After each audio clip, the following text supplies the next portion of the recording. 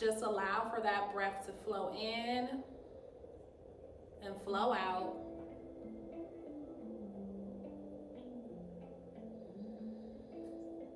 And in one word, how are you arriving in the space today? How you feeling? Excited. You're excited?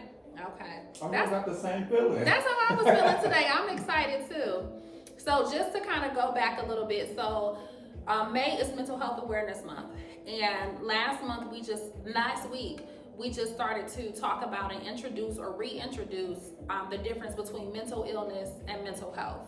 And that we want to use this time just to be reflective of how intentional we are about taking care of our mental health, right? So we think about how you take care of your physical health. It's the same thing with your mental health. Being intentional about taking care of the condition of your mind and the condition of your internal space. And so one of the things that we talked about last week is, especially in communities of color, how we carry around these beliefs that I should be strong, I should be able to handle this, I'll deal with it later, I don't have to ask for help, and all of those different things. And Hey Rachel. So what we want, we're doing good. So what we want to do this week is that we want to continue to build. And so last week we reflected on release and let go prompt number 29. And that was identify a material, a possession, an idea, or a belief that you're attached to. And how does that attachment show up in your life? And so we reflected on that prompt, between last Wednesday well check and this week. And so what we're doing now is just taking a moment to pause and think about anything that may have shown up for us. Anything that we notice around these beliefs that we're holding on to around our mental health. Okay?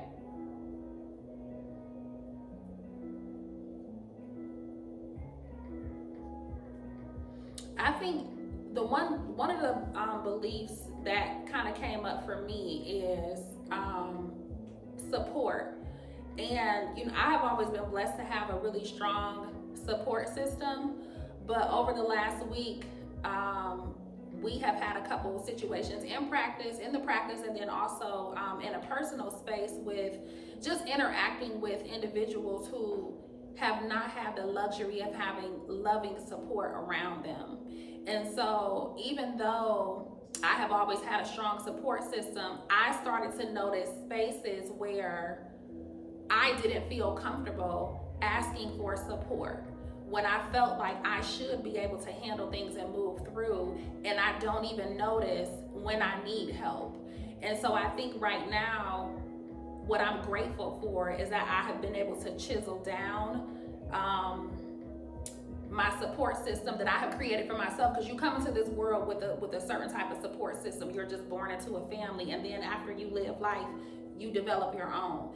And one of the things for me is that the support system that I have created around me, I have started to chisel down people who are able to see my blind spots, and people that feel comfortable with saying, hey, you're actually doing too much, let me carry this for you. So I think that's one thing that has come up for me since last well check.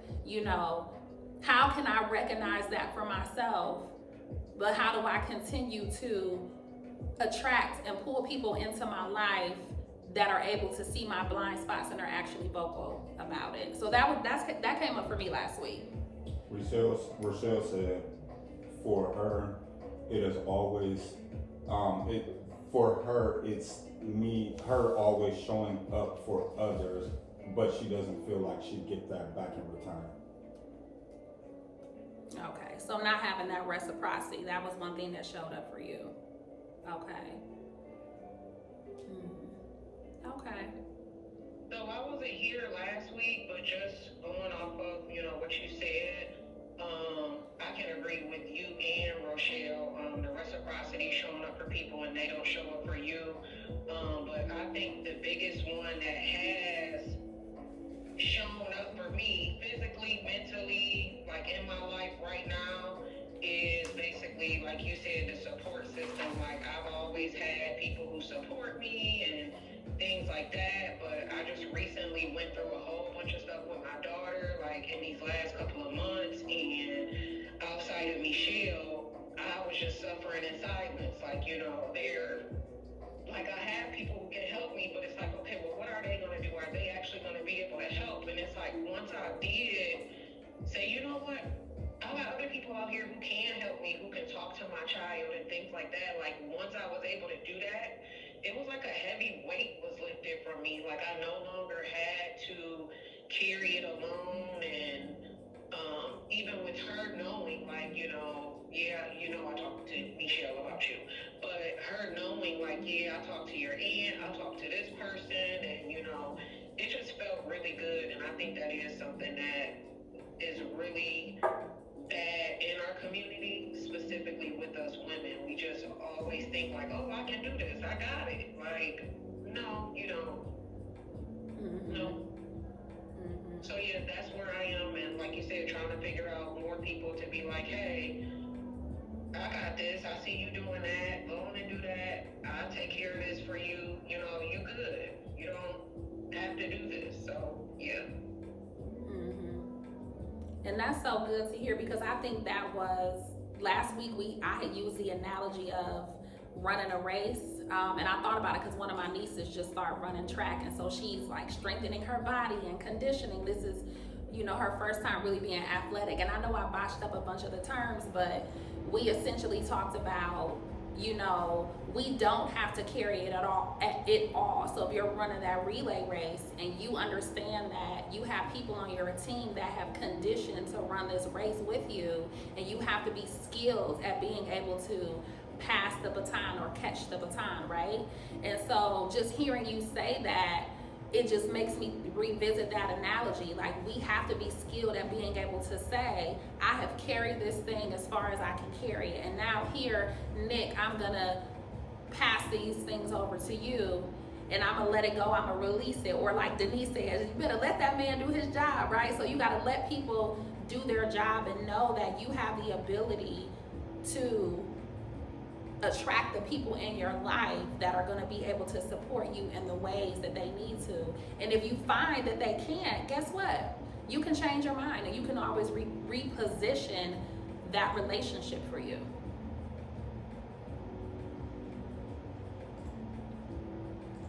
Hello, I see we have 2 more attendees. I'm seeing Sophia, and then I'm seeing iPhone. Okay, just went away. Hi, Sophia. Hey, welcome in, y'all.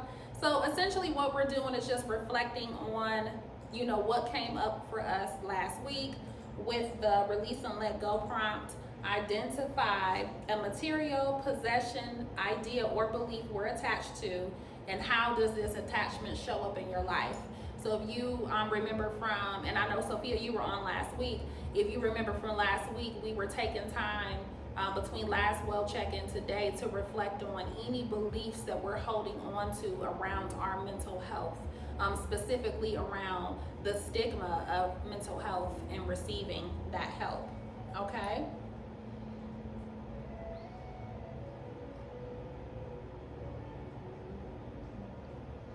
But as we're reflecting on what came up for us last week, I just want to dive a little bit deeper into this prompt before we take a shift towards how we release and let go of these ideas. So what I want you guys to think about is the beliefs or the things that came up for you around your mental health, things that you're holding on to that are actually a hindrance. And think about, what did you learn? What did you learn about this belief? How did it help you survive? And how that belief has impacted the condition of your mind.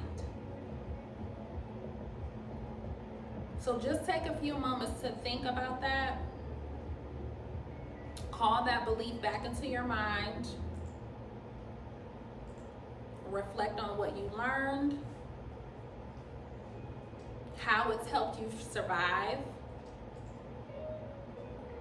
and how that belief has impacted the condition of your mind.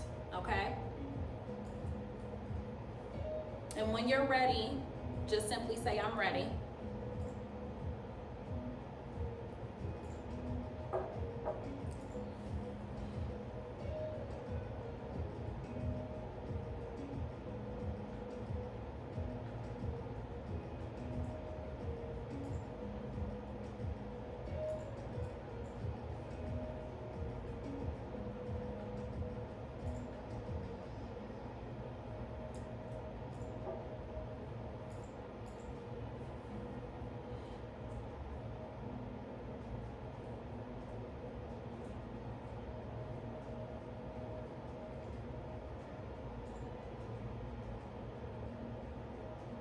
Rochelle said ready. Okay. Just gave everyone else a couple more minutes, like, well, a moment.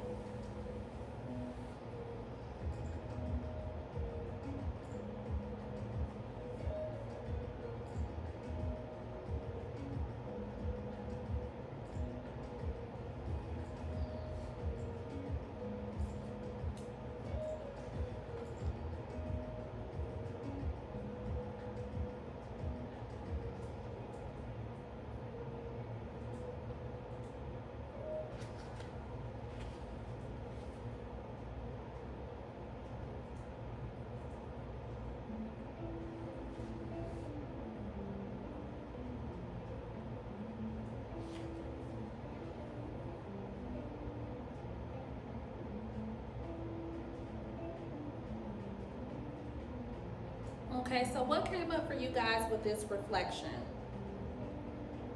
As we're visiting this prompt a little deeper. What did you learn?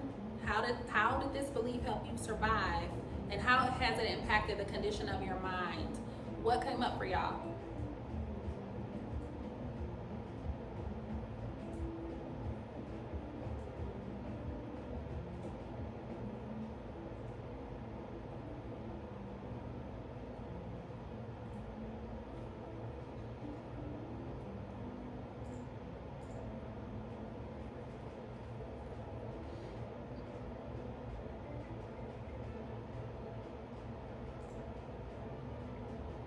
I think the biggest thing for me is that I can take a break. Like leaning into those pauses, I can take a break. I have support, I can take a break. So I think we were talking with our current intern, our current social work trainee, and I had shared some of my hospital time. So I had spent some time in the hospital, and there were moments in the hospital where I was still like working, waiting. I'm like, oh, I'm here waiting for the nurses to come in. I'm gonna be here for at least 45 minutes. Let me get some work done. And my sister coming in and saying no, just snatching the iPad, shutting it down.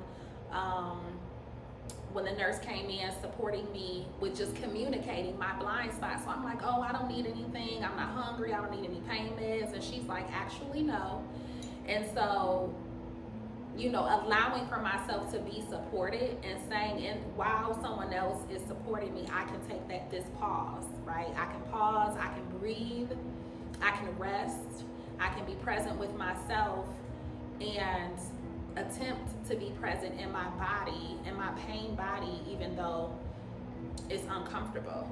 And so I think that, when we talk about disassociation, remember we have discussed that disassociation is a natural thing. It's your mind's way of protecting you from unpleasant experiences. But at some point, when you continue to experience unpleasant things, it can turn into a maladaptive way of coping with things. And so you rely on it and you lean into that space for a long time. So in many ways, me being able to compartmentalize and disassociate has helped me to survive and navigate tough times.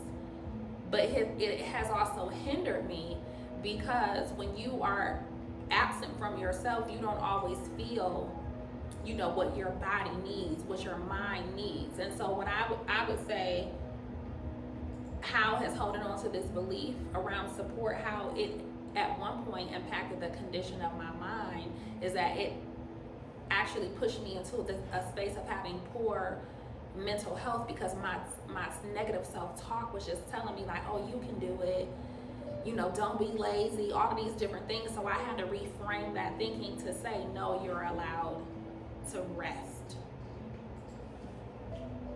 Rochelle says she believes that she is always going to show up and be who she is as a giver, but she also have to learn how to fall back, because she can overdo it, but she know she can give to a limit. Mm-hmm. Yeah. Thank you for sharing that. And continue to remind yourself of that.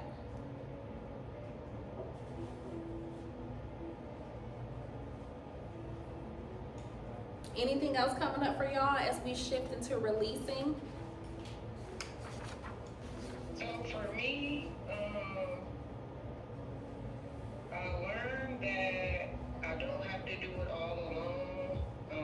I don't always have to know how to do something. I don't always have to try to figure it out. And that despite that, I don't know how to put the rest of it into words, but just learning that I don't have to be that way, and that there are people that are here for me to support me in many different ways. And then the impacts, what was it, how it helped me survive. So I guess I can honestly say it's helped me, because it's something that I've done for the last 3.5 years, just being totally honest.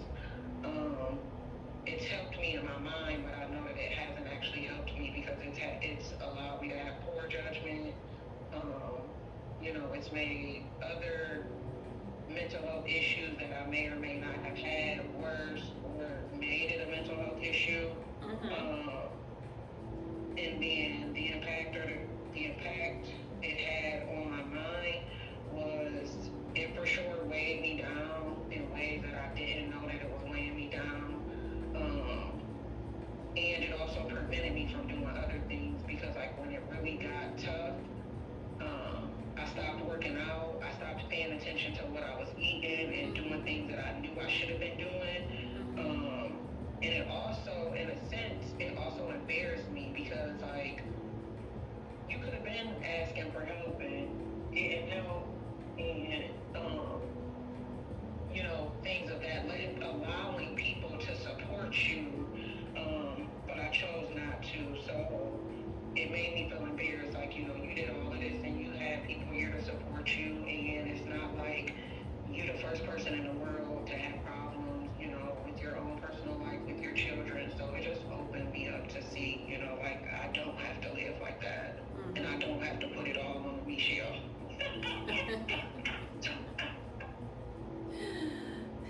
Well, thank you. Sophia said forcing herself to be as presentable as possible to be believed. It's helped protect her in the past, but in the long term, effects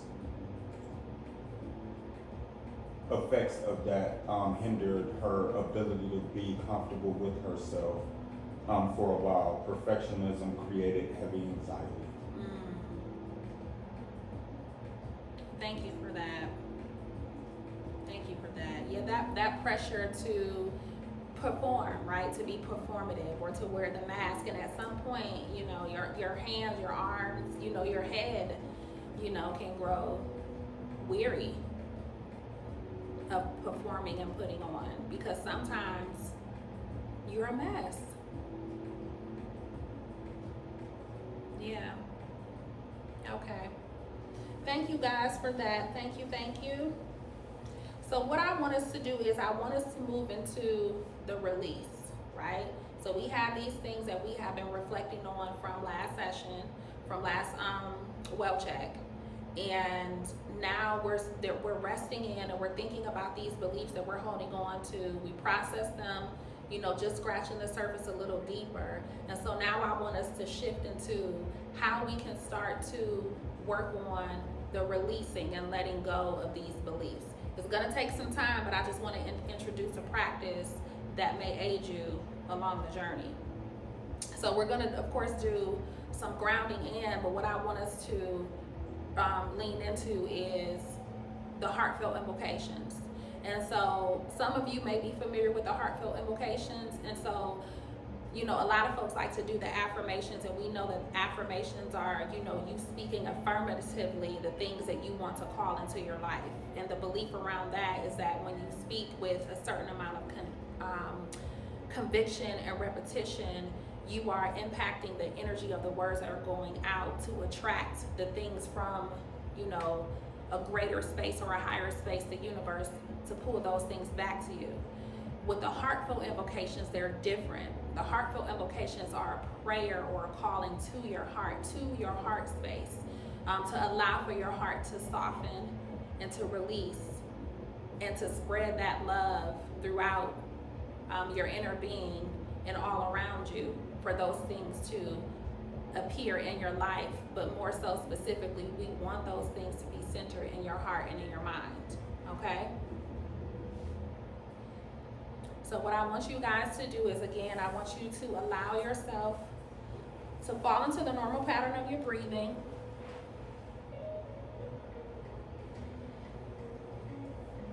If you're able, I want you to place your feet firmly on the ground, so planting yourself and grounding yourself. Or just feeling supported wherever you're sitting or wherever you may be laying. And just allow for that breath to start to flow in and flow out.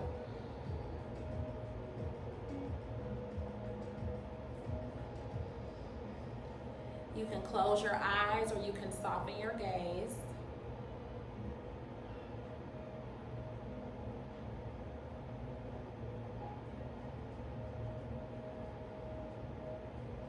Remembering that our breath is healing.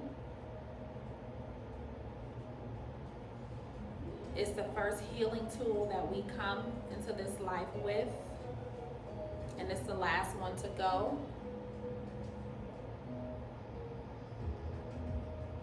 So just allow for yourself to feel that healing breath flowing in, and gently exhale.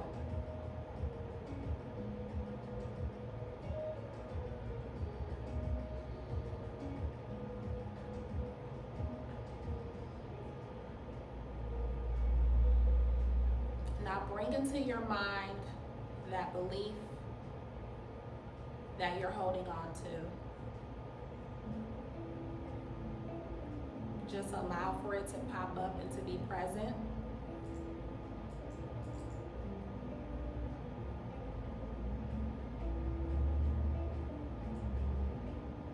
Just notice any shifts that may occur in your body as you're holding on to that belief. There's no judgment here, just an awareness.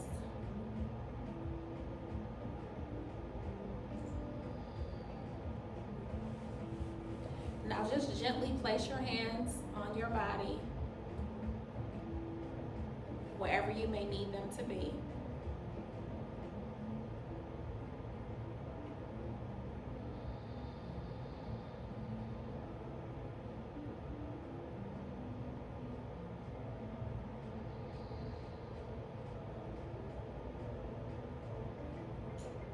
And as you're inhaling that healing breath and releasing what doesn't serve you,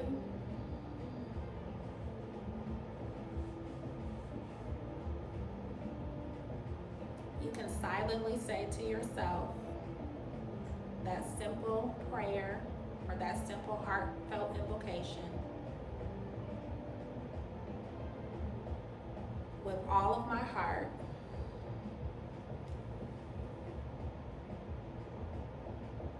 I finally give myself permission to release false beliefs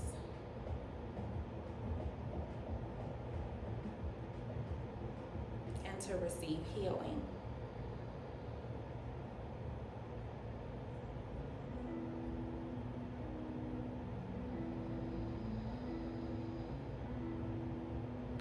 all of my heart, I finally give myself permission to release false beliefs and to receive healing.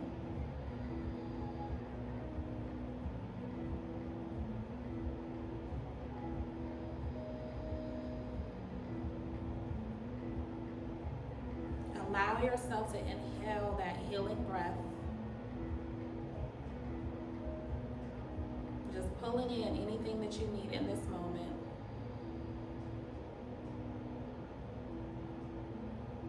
And on the exhale, just imagine that those false beliefs, those thoughts around stigma, mental illness, and mental health are just all washing down your body and falling down into the ground.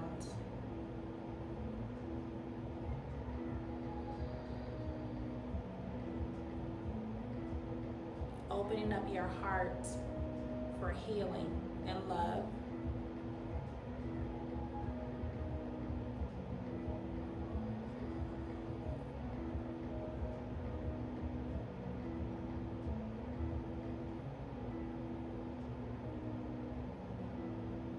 Just allow for yourself to take a few more breaths here, breathing in that healing and that love.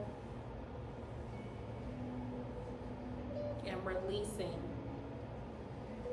anything that doesn't serve you, anything that doesn't allow for mental health and wealth and wellness.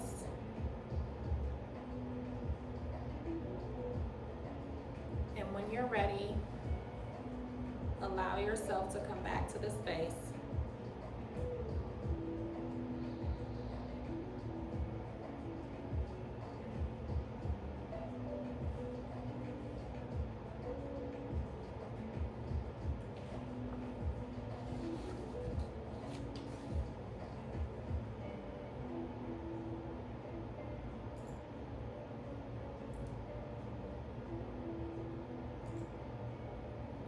Just simply say, I'm ready.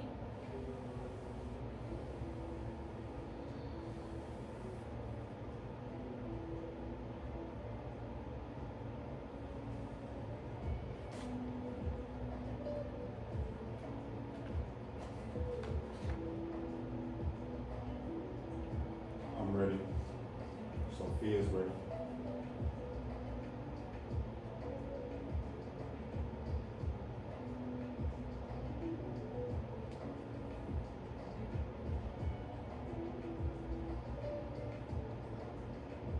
Everyone's ready.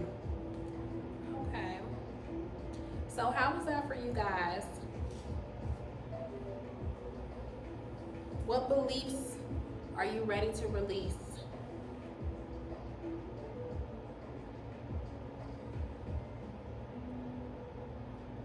Remember, it doesn't have to be big, just the intention.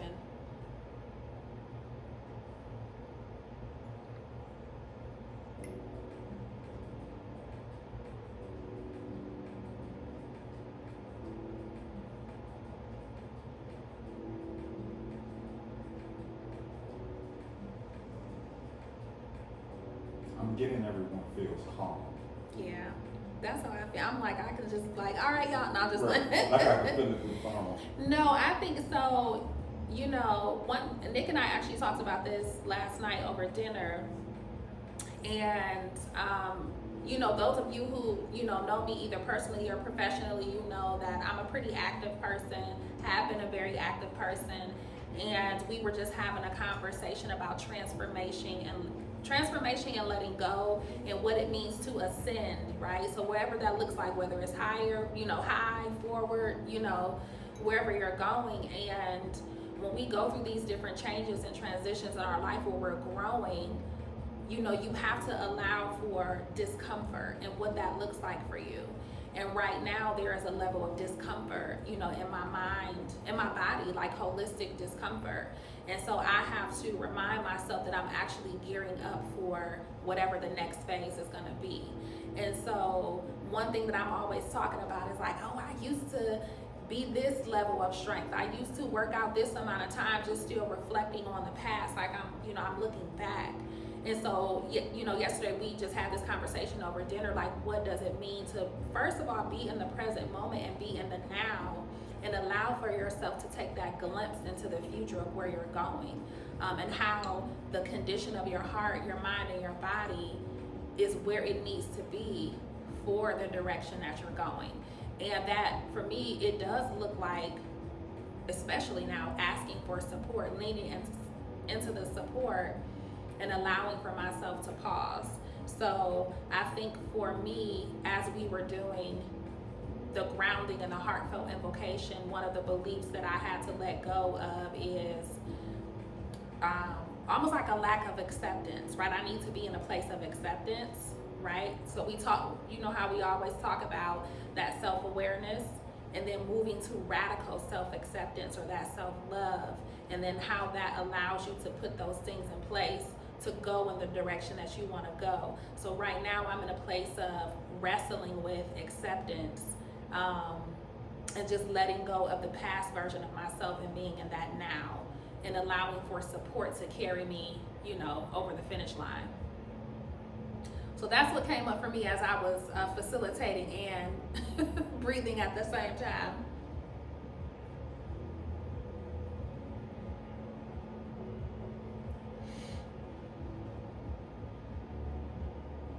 Anything come up for y'all that y'all want to share in the release? Rochelle said, yes, that's what she's feeling. You said it so well, and she's trying to accept the fact that she needs to move, and we'll be okay. Mm-hmm. That's right. You will be, because you are.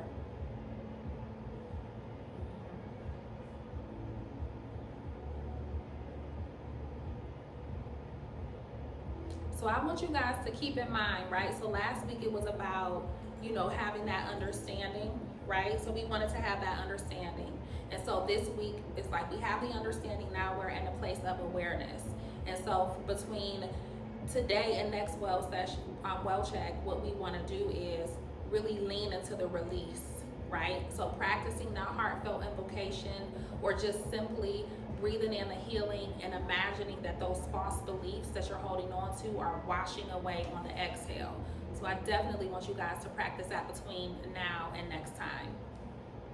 And Rochelle also shared that she thinks that she is complacent, that it scares her, but she knows she got it.